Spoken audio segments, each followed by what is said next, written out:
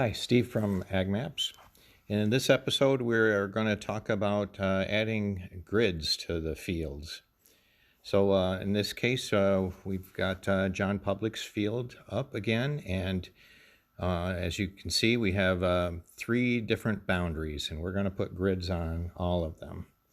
So let's just kind of zoom in on these ones right now. And we go to our grid screen by tapping the button that looks like a grid. And the important thing to note here is the grid itself is not that important. It's the target points that it generates that's kind of critical.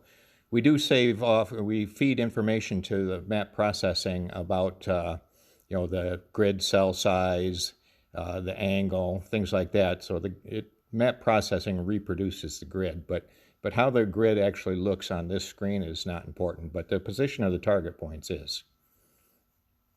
So in this, I'm going to go up to the configuration. You can see that the cell size, 330 feet, that's essentially going to be the size of the grids and the spacing of the target points. So to add a grid to that particular boundary, I just press this thing, the button that has a grid with a plus sign on it, and it adds one in. And now from here, you're already, by adding one, you're already in edit mode.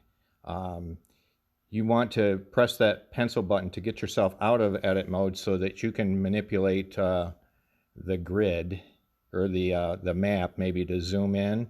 Otherwise, you're going to be kind of like manipulating the grid.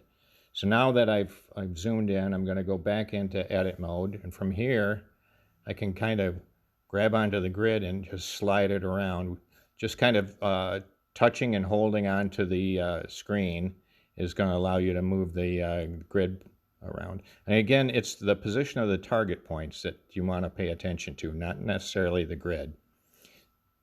So if you got target points like that, that's fine. You can cut the grid to the boundaries if you like, to make it look nicer. Not necessary, but if you do that, you press the scissors and it kind of cuts all the grid to the boundary. Now I'm going to select the next one to do, and you can see the grid goes away for the polygon, for the boundary that we had just done. So don't worry about that. We're working on a different one now. So I'm going to add a grid to this one. And let's just say that we wanted an angle to this. You can use your 2 fingers and do a kind of a twisting action, and you can twist it. And that will allow, and you can scroll too, up and down, but that would make a grid that has a certain angle to it. Like I say, the angle is information that's communicated to map processing. So it'll reproduce something that looks very similar to this. And the position, again, the position of the target points is what's critical. So get that the way that you want it. And then you can cut that. If you wanted to, like say that you don't like what you've got, as long as you got that particular polygon still selected, you can hit this trash can, which will delete it and recreate another one. And maybe you just cut it, and there you go. So redoing a grid is really easy. And then if you wanted to go back and check out how the other one looked, you can just touch that polygon. You can see that one, touch this one, get that one. Now if we wanted to come down and do this other one, and let's say that we wanted to make this a little bit bigger, the spacing a little bit bigger. We can say 440 feet. Make sure we touch it. Add one.